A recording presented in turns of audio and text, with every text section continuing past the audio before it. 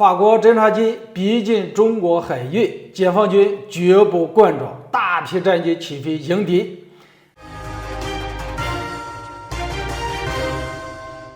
大家好，我是肖云华，欢迎收看云华观点。今天我们来聊聊不去惹怒俄罗斯，却来惹中国。法国侦察机现身中国周边海域，中国大机群起飞迎敌。今年因为俄乌冲突的爆发，整个欧洲经济下滑十分严重。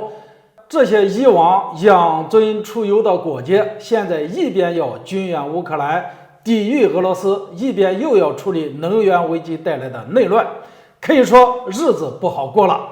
按理说，在这样的关口，欧洲各国应该不会再追随美国来亚洲闹事了。可实际情况却不是这样，美国依然在组织北约国家组团来亚洲闹事。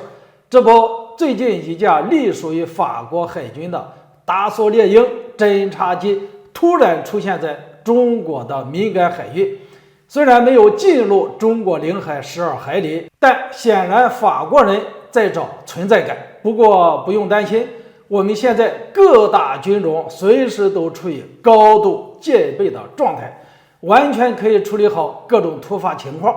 法国军机一出现就被解放军的预警机和地面雷达给盯上了。很快，解放军大批军机开始起飞。按照台媒的说法，解放军一共起飞了22架战机，包括3架歼16重型战斗机、1架运8反潜机、1架运8电子战飞机、1架 BZK-007 无人侦察机、2架歼11战斗机、1架无侦7无人机。当然，具体哪些飞机前往了钓鱼岛海域就不知道了。以解放军现在的战备状态，别说来一架侦察机了，就是来到再多的敌机，照样给他赶跑。法国人来刷存在感，其实一点也不意外，因为他们之前就做过。今年年初，法国海军的普约号护卫舰就来南海巡航过。早在美国号召欧洲各国派海军来南海巡航的时候，法国就表现出了积极的态度。当然，法国人还是那么特立独行，他们只愿意自己单独行动，不愿意跟英美国家拉帮结派。法国人现在手头还是有点家伙的，比如红宝石核潜艇、地平线驱逐舰、西北风2栖攻击舰等等。法国空军甚至还计划跨洋派遣阵风战斗机过来，因为海军的戴高乐航母真的是太老了。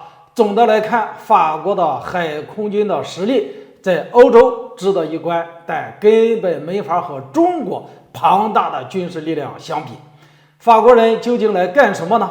其实就是想趁着美国大闹亚洲的时候分自己的一杯羹。显得自己还是个无常的大国，但我们完全不需要担心法国人会闹出什么事来。我们都知道，法国一直坚持独立自主的外交政策，这种外交政策的好处是不会被美国绑架，坏处就是法国当离岸平衡手当习惯了，什么事情都只想和稀泥。俄乌冲突爆发前，英美等国早就看出来，普京已经准备好进入乌克兰了，可法国人就是不相信，还一个劲儿地拉着俄罗斯谈判。而俄罗斯与乌克兰冲突之后，法国又不愿提供军火，还想让乌克兰割土求和。所以不光是在欧洲，在亚洲也是一个道理。看起来法国也想着重返亚太，恢复自己殖民帝国的风光，至少不能让什么英国、澳大利亚抢了风头。但是真的遇到什么事情，法国肯定是继续做缩头乌龟，躲在最后。所以这次法国侦察机逼近中国搅局，我人民解放军果断出击驱离，也不会惯着。今天这个话题就聊到这里，欢迎大家留言交流，下次见。